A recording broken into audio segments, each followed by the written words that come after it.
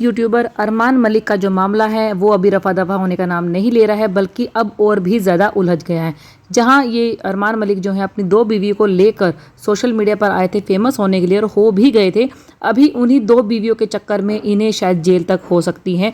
Patiala high court से सम्मन भेज दिया गया है। 2 नोटिस आए हैं अरमान मलिक के लिए, लेकिन वो 2 नोटिस किस चीज़ के ऊपर हैं इस बारे में आज यहाँ डिस्कस करेंगे और थोड़ा बहुत डिस्कस करेंगे लप्पू एंड फैमिली के बारे में।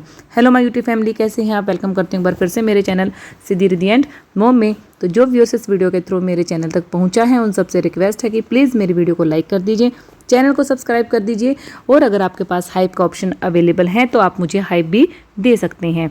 तो चलिए वीडियो को स्टार्ट करते हैं।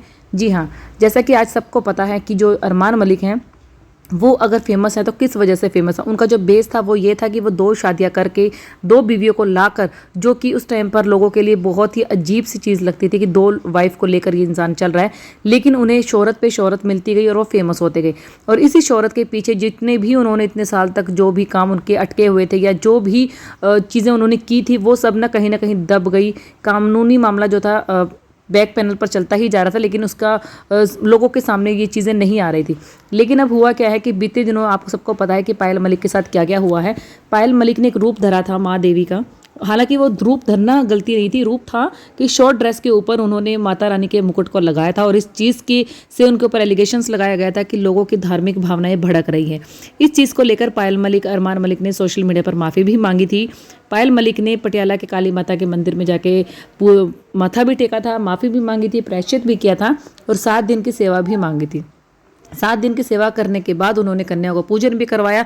मतलब हर तरीके से उन्होंने जोड़ तोड़ लगाया, कोशिश की कि पब्लिक की सिंपैथी ले सकें। जो लोग, जो धर्म संगठन उनके खिलाफ हैं उनको वो अपने साइड में कर सकें, प्रायश्चित करें। हालांकि पायल मलिक ने बोल दिया था कि उन्होंने जानबूझकर ये सब नहीं किया है, गलती से ये हुआ है। लेकिन उसके बावजूद पायल मलिक एडमिट हो गई, बीमार हुए, बहुत सारी चीज़ें साथ साथ चलती रही, लेकिन कहीं ना कहीं ये मामला जो है ना ठंडा होने का नाम ही नहीं ले रहा था।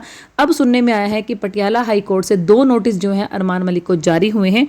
जी हाँ, एक नोटिस है उन पर 4 शादियां करने का और दूसरा नोटिस उन्हें दिया गया है लोगों की धार्मिक भावनाओं के साथ खिलवाड़ करने का, धार्मिक भावनाओं को भड़काने का, देवी देवताओं को मजाक उड़ाने का। तो पहली बात करते हैं, 2 सितंबर को इस मामले में पेशी है पटियाला हाई कोर्ट में अरमान मलिक की, पायल मलिक की और गोलू मलिक की। जो पहला नोटिस आया है वाइफ के साथ, उसमें अरमान मलिक को अपनी चारों वाइफ का ब्यौरा देना होगा। जब जिस उम्र में उनकी शादी हुई थी उस चीज़ के बारे में सारे एविडेंस देने होंगे, सब बताना होगा। क्योंकि अरमान मलिक अपने आप को हिंदू बताते हैं और हिंदू अधिनियम में कुछ भी ऐसा विधान नहीं है कि आप पहली पत्नी के रहते हुए बिना उससे डिवोर्स लिए आप दूसरी शादी कर सकते हैं। तो इसका मतलब अरमान मलिक की जो शादी है वो इलीगल है, वो जायज़ नहीं है। भले ही वो अपने को कृतिका मलिक के पति मानते हैं या पायल मलिक के पति मानते हैं, बट हिंदू अधिनियम इसकी परमिशन नहीं देता। तो उन्हें इस चीज़ का सारा ब्यौरा देना पड़ेगा पटियाला हाई कोर्ट को, क्या है, कितना कुछ है, कैसे जो भी है, जब जैसे जैसे उनकी शादी हुई, कितने उनके बच्चे हैं, तब जाकर कोर्ट कुछ डिसीजन लेगा। और दूसरा नोटिस जो उन्हें भेजा गया है वो धार्मिक भावनाओं को भड़काने का। तो इस मामले में अरमान मलिक फैमिली जो है बहुत ही फंसती हुई नजर आ रही है। जितनी जल्दी ये शोहरत की बुलंदियों पर पहुंची थी, लगता है कि उतनी ही जल्दी अब ये औंधे मुंह आकर गिरेगी भी। हो सकता है कि सभी चीज़ों को ध्यान में रखते हुए कुछ एक ऐसा डिसीजन लिया जाए कि शायद अरमान मलिक को 2 बीवियों में से कोई एक बीवी चुननी पड़ेगी और दूसरी बीवी को डिवोर्स देना पड़ेगा। क्योंकि जब से अरमान मलिक ने ये सब चीज़ें की थी तो बहुत से लोग थे जो कि 2 शादियों को इंपॉर्टेंस देने लगे थे और 2 बीवियों के साथ अपने घर में लिव इन में रह रहे थे। बहुत सारे तो यूट्यूब पर ही हैं कि जो इस तरह की चीज़ें कर रहे हैं, जो कि सोसाइटी की तरफ एक गलत डायरेक्शन दे रही है सोसाइटी को, आज के यूथ को, और एक गलत तरीके से वाईटी पर जल्दी फेमस होने की एक कहते हैं ना एक आइडिया दे दिया उन्होंने बेरोजगारों को कि अगर जल्दी से बुलंदियों तक जाना है तो ये सब कुछ करो और पहुंच जाओ। तो जो भी फैसला होगा वो शायद सोसाइटी के हित में होगा। हाँ, लेकिन अगर सबसे ज़्यादा किसी को प्रॉब्लम होगी, वो फंसेगा, तो वो होंगे बच्चे, क्योंकि बच्चे तो जितने माँ के हैं उतने बाप के हैं। देखते हैं इस केस में अब क्या नया मोड़ आएगा। वैसे अगर देखा जाए तो 2 बीवियों के नहीं बल्कि 4 बीवियों के पति हैं अरमान मलिक, और बहुत ही जल्द बुरी तरीके से ये फंसते हुए नजर आ रहे हैं। और सुनने में आया है कि शायद हो सकती है कि अरमान मलिक को जेल हो सकती है और कहीं ना कहीं पायल मलिक को भी धार्मिक भावनाओं को भड़काने के आरोप में। अरमान मलिक और 4 लोग यानी कि जो उनकी 4 बीवियां हैं उनको कोर्ट में आने का जो है आदेश दिया गया है 2 सितंबर को। 2 बीवियां हैं जो अरमान मलिक के साथ रहती हैं, एक है जिसकी जो शादी हुई थी बहुत कम उम्र में हुई थी यानी कि नाबालिग थे। उस चीज़ का भी जो अरमान मलिक से सबूत मांगा जाएगा कोर्ट में। जिस ऑडियंस को नहीं पता है उनको मैं थोड़ा सा बता दूं कि अरमान मलिक की पहली शादी हुई थी अपने गांव हरियाणा में, हिसार से शायद ये, वहां पर नाबालिग उम्र में, जब ये नाबालिग थे तो उनकी पहली वाइफ भी नाबालिग होगी और उस वाइफ को ये पसंद नहीं करते थे। हालांकि 2 बच्चे हो चुके थे और अब तो वो बच्चे भी काफ़ी बड़े बड़े हो गए हैं। और उसके बाद उस वाइफ के रहते रहते ये जो है घायल मलिक के साथ लिव इन में रहने लगे थे। लिव इन में रहते रहते इन्हें इनका बेटा चीकू हुआ था। इनकी शादी जो है घायल मलिक से नहीं हुई थी। उसके बाद ये घायल मलिक की सहेली को पसंद करते हैं, यानी गोलू मलिक को पसंद करते हैं और गोलू मलिक से फाइनली शादी करते हैं। तो मतलब इनकी शादी, पहला डिवोर्स हुआ नहीं था तो लिव इन में रहे, फिर उसके बाद जो है तीसरी शादी की उन्होंने। और जो बोला जा रहा है कि हाँ वाकई ही जो है, देखिए पहली शादी जब अगर या तो आपकी वाइफ की डेथ हो जाए, डेथ सर्टिफिकेट हो, वो भी चीज़ भी नहीं है, दूसरा डिवोर्स नहीं है, कुछ सेटलमेंट करके उस लड़की को जो है वहाँ से भेज दिया गया था अपने मायके। और चौथी शादी जो इस बात की जा रही है, चौथी शादी का जो एलिगेशन लगाया जा रहा है वो है जिनके घर में लड़की रहती है लक्ष्य, क्योंकि उसके साथ इस तरीके की वीडियोज़ आती हैं, करवा चौथ वो रखती है, इनके नाम का टैटू वो बनवाती है। तो बहुत सारी ऐसी चीज़ें वायरल हो रही हैं जो बिल्कुल डायरेक्ट इशारा करती हैं कि हाँ जो वो लड़की है वो इनकी चौथी वाइफ है। एक बार उसे चूड़ा पहना के दिखाया गया। तो कहीं ना कहीं देखिए ये मामला इस तरीके से नहीं भड़का है। हालांकि ये बातें भी 8-9 साल पुरानी है, वाईटी पर आए हुए भी ने बहुत ज़्यादा टाइम हो गया, लेकिन ये चीज़ें अभी क्यों भड़की हैं? क्योंकि इंस्टा पर जिस तरीके के इनके वीडियोस शेयर किए जाते हैं जिम वियर्स में, या मतलब भद्दे अश्लील, जो मैं कहूँगी कि लोगों की मतलब सेक्स अपील को भड़काने वाली जो इनकी वीडियोस होती हैं, उस तरीके से ना सोसाइटी में गलत इंडिकेशन जा रहा है। और शायद इसी चीज़ को लेकर इन चीज़ों पर कोर्ट ने केस किया है, जिसने भी कोर्ट केस किया है इनके ऊपर, कि एक तरह से तो देखा जाए सही है। अगर ये सही है तो ये अपना जो है जितना भी ब्यौरा होगा वो देंगे, क्योंकि देखिए एक स्पेशल धर्म के साथ इनकी रुचि है।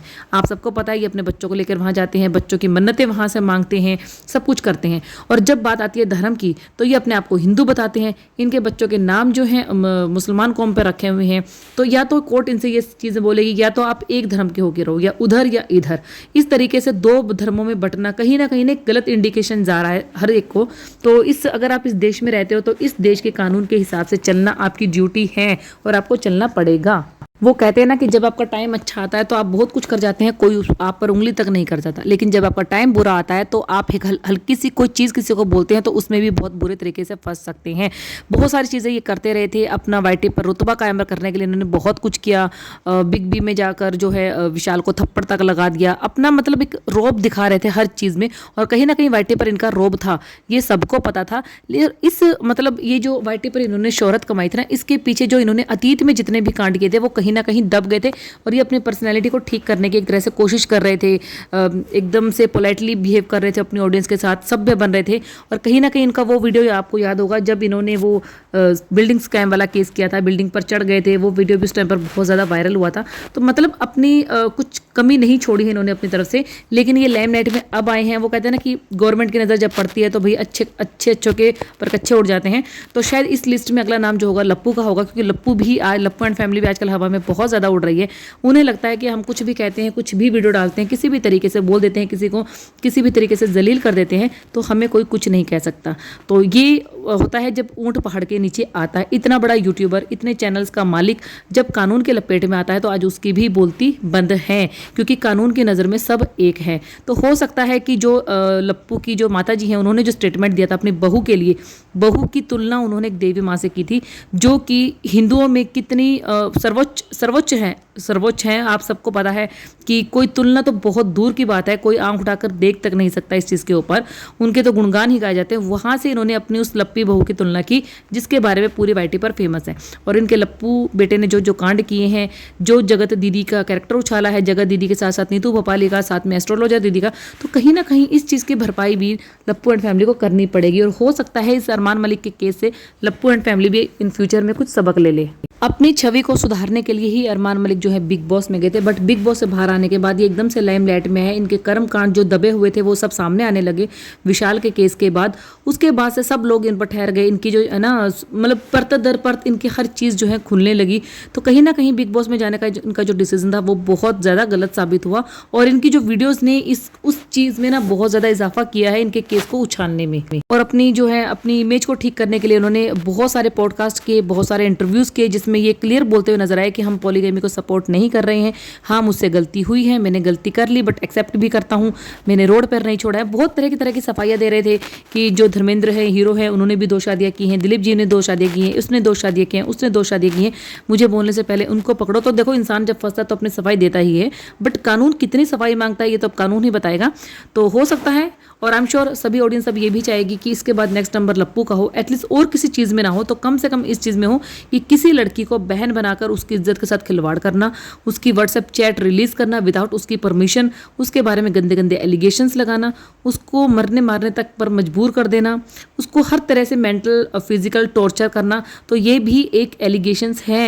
होप्स हो कि जगत दीदी में भी शायद कुछ अकल आए और जो उस टाइम पर नहीं किया गया था वो इस टाइम पर वो करें, और हो सकता है डिसीजन जल्दी लें अपना कुछ, क्योंकि बहते गंगा में सब हाथ होते हैं। तो हाथ अभी तवा गर्म है, लोहा गर्म है, तो मार डाल देते हैं यहीं पर। और एक नोटिस जो लप्पू सबको धमकियां देता है नोटिस भेजने की, मैं स्ट्राइक दे दूंगा, मैं नोटिस भेज दूंगा, मैं कोर्ट में कर दूंगा, तो जब देखते हैं जब कोर्ट का ऑर्डर लप्पू के पास आता है या नोटिस जो लप्पू के पास आता है तो लप्पू की कितनी चलती हैं। खैर देखते हैं क्या होता है क्या नहीं। वीडियो को करती हूँ यहीं पर एंड। वीडियो अच्छी लगी तो वीडियो को लाइक शेयर कमेंट जरूर कर दीजिएगा, चैनल को जरूर सब्सक्राइब कर दीजिएगा। मिलूंगी आपसे नेक्स्ट वीडियो में, तब तक के लिए बाय बाय।